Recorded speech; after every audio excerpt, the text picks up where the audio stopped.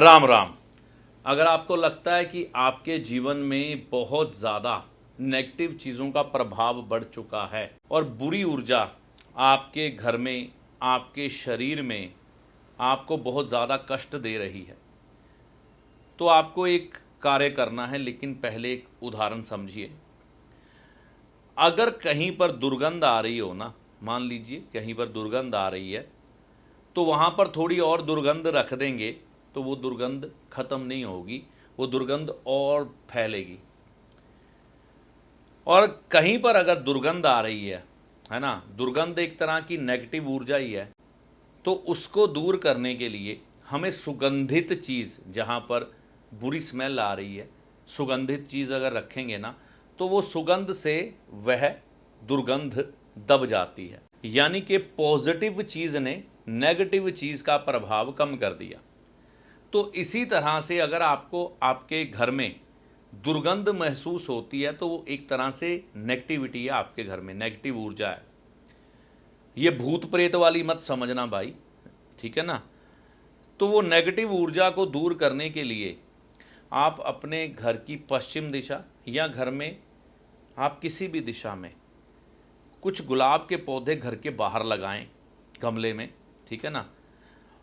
और उनमें से गुलाब तोड़कर रोज़ अपने घर के अंदर रखा करें।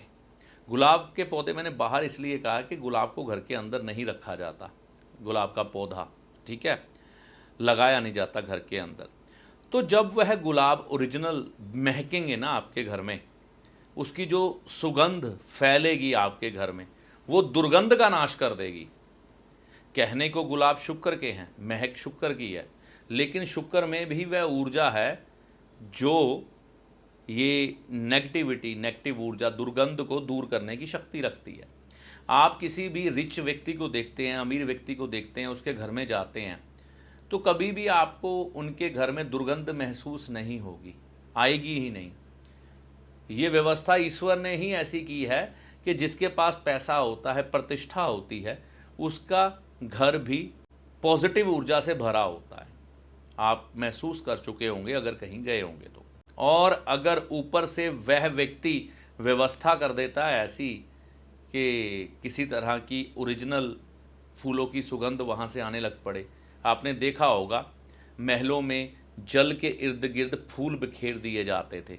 वो इसीलिए बिखेरे जाते थे कि वो सुगंधित वातावरण बना दे। सुगंधित वातावरण से शुक्र ग्रह अच्छा हो जाता है, और जहाँ पर शुक्र ग्रह अच्छा होता है ना, वहाँ उजाड़ चीज़ें नहीं आती। उजाड़ चीज़ें क्या है, उजड़ा पुजड़े हालात नहीं बनते, नेगेटिव चीज़ों का प्रभाव वहाँ पर नहीं आता। तो ऐसा ही वातावरण अपने घर में गुलाब के फूलों से या महकते हुए फूलों से बनाएं, बहुत अच्छा रहेगा। मुख्यतः गुलाब के फूल। अपने शरीर पर भी अगर आपको दुर्गंध महसूस होती है ना, तो ये कहीं ना कहीं थोड़ी नेगेटिविटी तो है ना। तो अपने शरीर पर इत्र लगाएं गुलाब का, ठीक है ना, अच्छा। या फिर अपनी पॉकेट में छुपा के, दुनिया को नज़र ना आए लेकिन आपको पता है, एक गुलाब का फूल छुपा के अंदर रख लें। गुलाब का फूल आपको भीनी भीनी सी खुशबू देता रहेगा, है ना, आपको सुगंध आती रहेगी। आपने देखा होगा पहले के राजा महाराजा अपने यहाँ पर गुलाब का फूल लगाया करते थे। जो प्रतिष्ठावान लोग थे, गुलाब यहाँ लगाते थे, शुक्र को कायम करते थे।